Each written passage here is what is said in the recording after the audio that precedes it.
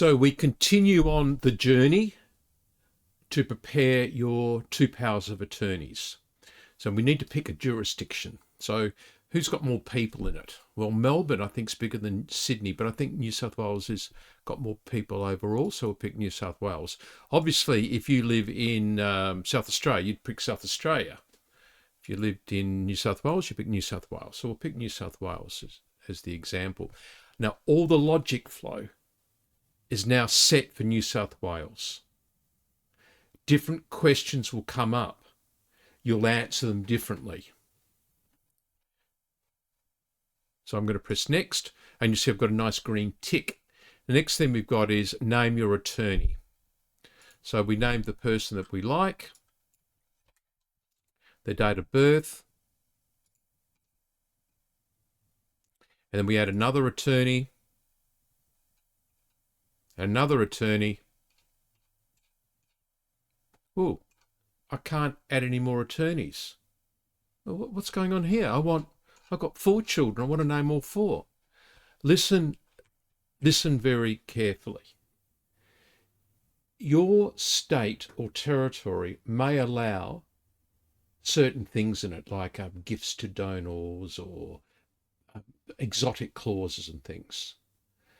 I'm here to tell you now that from bitter experience, about 32% of powers of attorneys prepared in Australia do not work. And one of the reasons for that is they have, according to the banks and titles office and nursing homes, they have what those entities call exotic clauses. So, for example, if you're trying to get a JP to witness a power of attorney and it's got a clause in it that says that you can give gifts to the donor, that's the person you give your power of attorney, they won't witness it.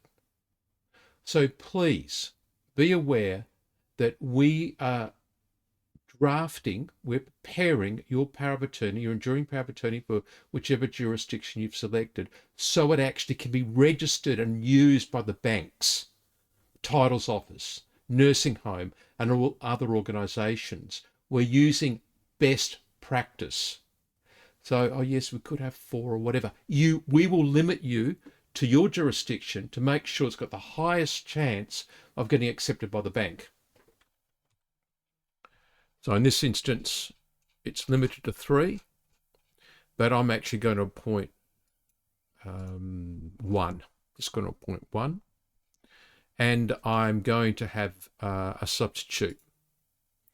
So do I want a substitute? And we'll come back to that later. As to the appointment of the number, each state has its own rules. Keep vanilla. And can the attorney resign? So the attorney can quit at any time, provided you're of sound mind. That gives you time to prepare another power of attorney, which you can do for free on our website, because you can update your will and your 2 powers of attorneys for free, as often as you want for the rest of your life. But if you lose mental capacity, you can no longer sign a legal document. And therefore, the government has said in all states and territories of Australia that if the person, the donor, the person making the power of attorney loses mental capacity, it's too late for you, Mr. Donee or Mr. Attorney, to resign. And fair enough, you've got dementia, you can't make a new power of attorney. Is the attorney a lawyer? Now, apparently, we get a couple of calls a week. I don't get them, unfortunately. I think it'd be quite funny, but sometimes people confuse the word attorney to be a lawyer. Well, that's an American expression, and we're in Australia. So when you use the word attorney, and in Western Australia and South Australia use the word donee, but when you use the word attorney, it's not referring to a lawyer. Sadly, no one loves us. No one's going to appoint us to hold the power of attorney anyway. But attorney means that loved one that you want to hold the power of attorney. Right, we've got the The attorney, there's one. I'm going to make it 3. So I'm going to have 3 attorneys.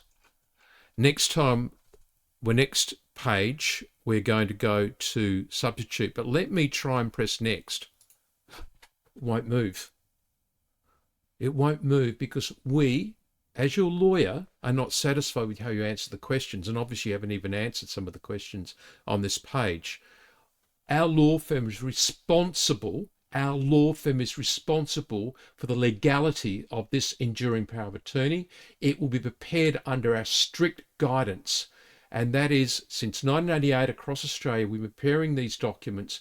We know what banks like, and we prepare it to satisfy the needs of the titles office and the banks for that jurisdiction. Next, we're going to do the substitutes.